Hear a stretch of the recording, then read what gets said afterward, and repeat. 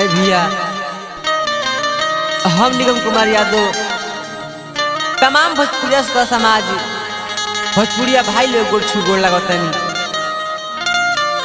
आई लोग के बीच में गीत लेके आइल बनी।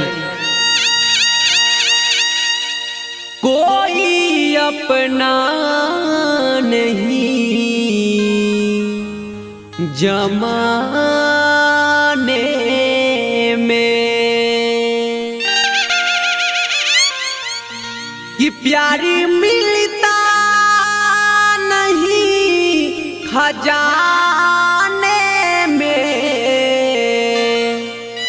कि प्यारी मिलता नहीं खजाने में,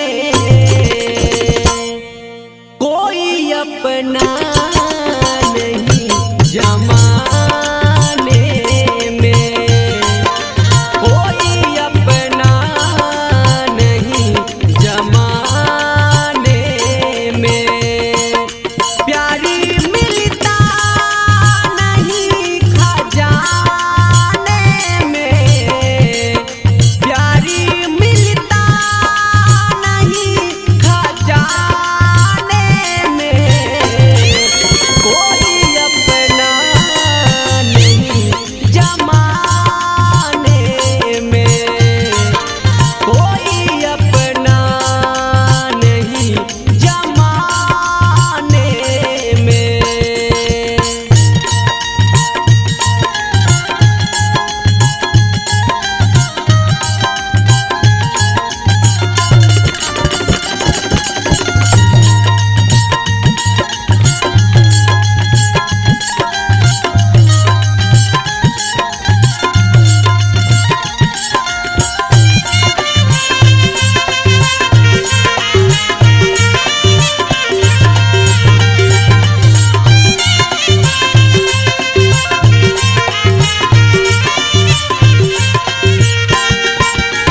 देखी भैया प्रेम एगो सबरी कइले रहे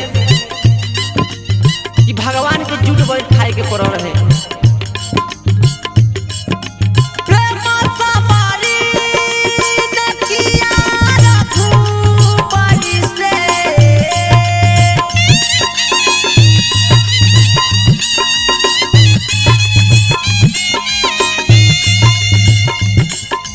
प्रेम सबरी देखिया रघुपति से,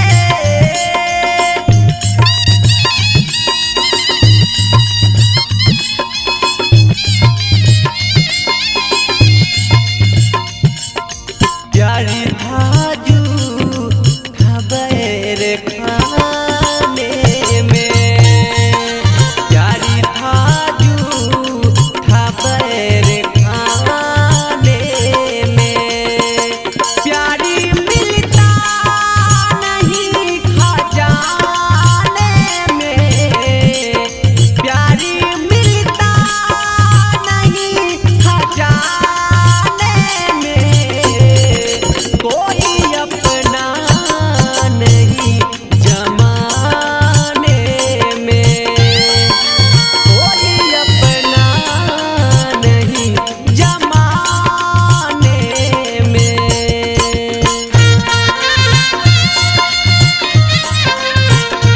जय हो जय हो। और देखिए हमरा गंजी पसंद करतनी असगर जी नाम पसंद करतनी हमरा दीपुजोल बाबा ताबला को निकेश बाबा बानी किलाट पर खजमुद्दीन तैयब बानी। जय हो क्या बात है।